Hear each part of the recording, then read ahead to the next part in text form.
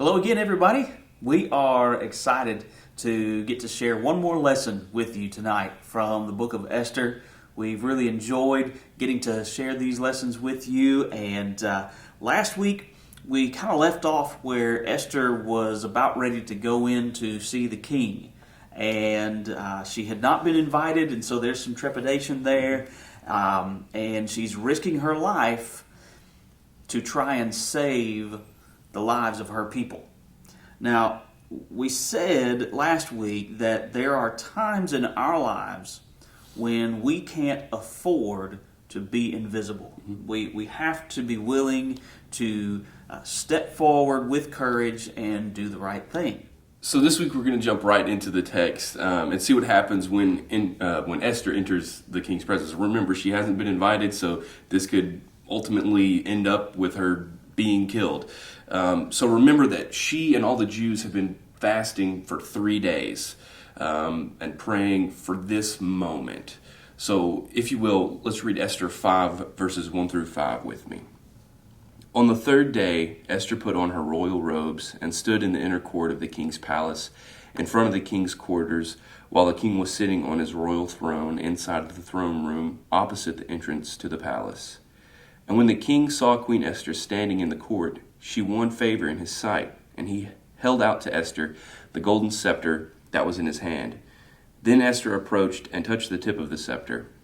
And the king said to her, "What is it, Queen Esther? What is your request? It shall be given you, even to half of my kingdom." And Esther said, "If it please the king, let the king and Haman come today to a feast that I have prepared for the king." Then the king said, "Bring Haman quickly, so that we may do as Esther has asked." So the king and Haman came to the feast that Esther had prepared. Okay, so the first thing that we want to point out here is that the king extends the scepter, and so that means everything's fine. So all this time praying and preparing for this is an answered prayer, right? Esther's life has been spared, and the king welcomes her in. So that's the first big hurdle to get over, and so that's a great thing. But then she invites the king and Haman to this dinner party, this feast, and she doesn't really tell him what she wants yet. She says, "Let me prepare another feast for you, and then I'll tell you what I want." So Haman leaves this first feast, and he's feeling pretty good about himself. Mm-hmm. He's feeling like he's something special because he has been able to eat with the king and the queen, and not only that, he's been invited back for a second time, and so he's excited. Now, let's turn over to chapter 7 and notice what we read starting with verse 1 of Esther 7. So the king and Haman went in to feast with Queen Esther. And on the second day, as they were drinking wine after the feast, the king again said to Esther, "What is your wish, Queen Esther? It shall be granted to you.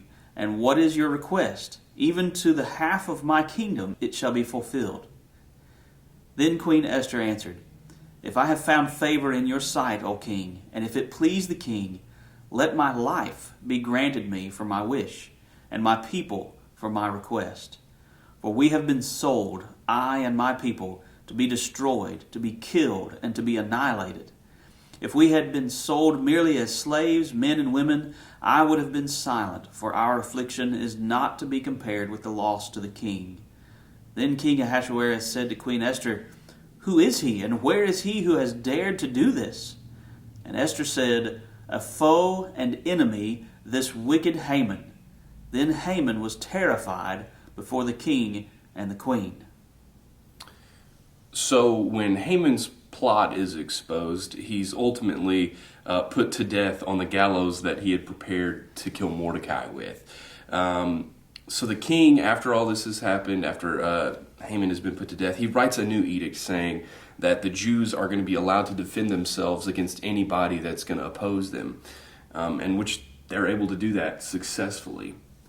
And then, in fact, it's so successful that this day is remembered, and it's the first day of an annual feast called the Feast of Purim, which is a day when sorrow was turned to gladness. Right, right. And what we want to do with this lesson today is we want to point out three quick things for you. As we wrap up our study of Esther, first, the thing that we want to point out is you may have heard before that the name of God doesn't actually appear anywhere in the book of Esther. It's nowhere in the entire book, but that hardly means that God isn't present. You know, throughout the book of Esther, we are able to see God's fingerprints. We're able to see that He is in control of so much that transpires in the book of Esther. And so what we want to remind you of is that there may be times in our lives when it seems as though God is invisible. There may be times when you feel as if God just is not involved in your life, or God doesn't care about what's going on in your life. But many times what we realize is that God is actually working in the background in ways that we don't even know. And that's right. It's very, very easy to forget who is actually in charge, who's really in control. In the book of Esther, you think of Ahasuerus. He's the king. He's the one that Esther has to answer to. He's the one that could potentially kill Esther if she came in at the wrong time. Mm-hmm. Haman is the one that is the person that's making the Jews fear for their lives. But when you look at the end of it, at the end of Esther, and how everything turned out, it's obvious that it was God's hand that was in on it. The second thing that we want to mention is peace. The text of Esther makes an important point about where we find peace. Brian, where do you find peace? Well, sometimes finding peace is easier said than done.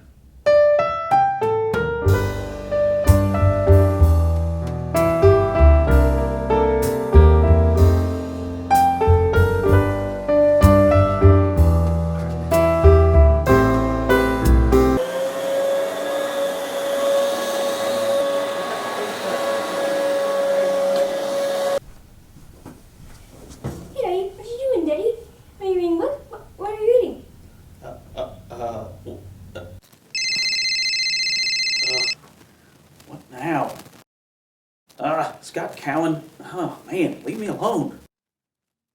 Hello? All right, go on.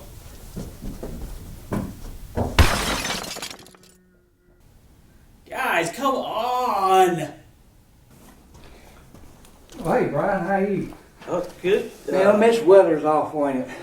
Man, Yeah. I got a swimming pool I can't even swim in. It's cold one day, hot the next. I mean, you know, it's awful. It's awful. This weather is just you know, rain. Oh, what? Jackson, oh, good grief. What do you need? The bus broke down. What now?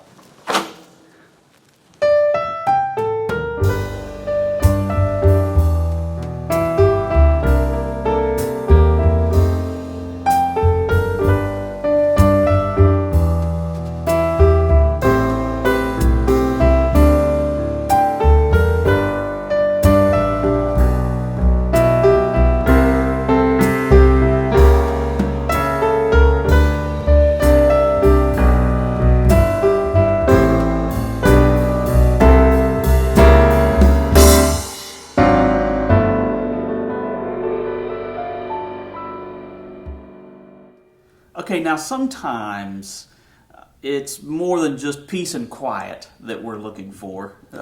Sometimes what we really need is peace of mind. Sometimes what we need is peace in our souls. But where do you find that kind of peace? Do you take matters into your own hands? Do you lean on some other people in your life for that peace? A spouse, someone else in your family, brother, sister, friends. Look at the example of Haman. Haman tries to bring peace about in his life by taking matters into his own hands.